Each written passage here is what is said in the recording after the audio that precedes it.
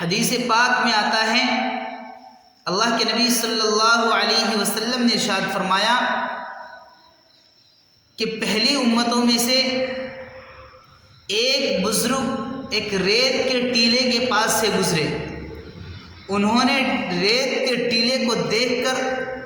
دل میں یہ تمنا کی، دل میں یہ خواہش کی، کاش یہ ریت کا ٹیلا غلے کا ڈھیر ہوتا۔ گرانی کا زمانہ تھا، مہنگائی کا دور تھا، لوگوں کے اوپر تنگی اور تکلیف کا دور تھا۔ تو اس بزرگ نے یہ خیال کیا، کاش یہ ریت کا ٹیلا غلے کا ڈھیر ہوتا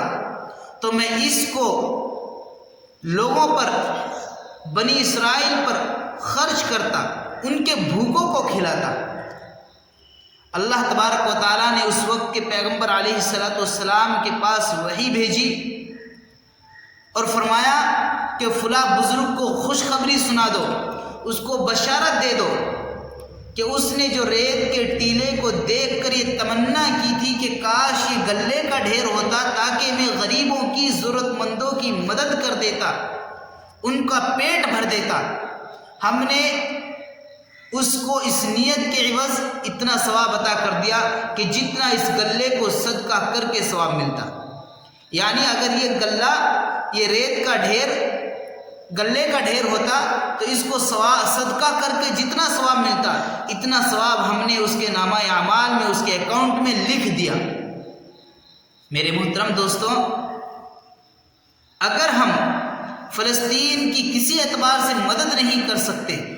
کم از کم دل میں تو یہ خواہش کر سکتے ہیں، یہ تمنا کر سکتے ہیں کہ کاش اللہ مجھے طاقت دیتا، اللہ مجھے قوت دیتا تاکہ میں وہاں جا کر فلسطین کے مسلمانوں کی کچھ مدد کر سکتا، تاکہ میں وہاں جا کر ظالم اسرائیل کو منہ توڑ جواب دے سکتا۔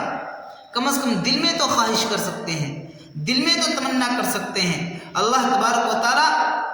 دل کی خواہش کے اوپر، دل کی تمنا کے اوپر بھی ثواب مرحمت فرماتے ہیں۔ اگر ہم نے دل میں بھی یہ نہیں سوچا کہ ہم ان کی مدد کر دیتے، ہم ان کی نصرت کر دیتے، ہم ان کا تعاون کر دیتے، تو پھر ہم کہیں کہ مسلمان ہیں، پھر ہم کہیں کہ مسلمان ہیں۔ کم از کم دل میں تو یہ کڑھن ہو، دل میں تو یہ جذبہ ہو، اللہ تو ہمیں طاقت دے، اللہ ہمیں وسعت دے، ہمیں قوت دے، تاکہ ہم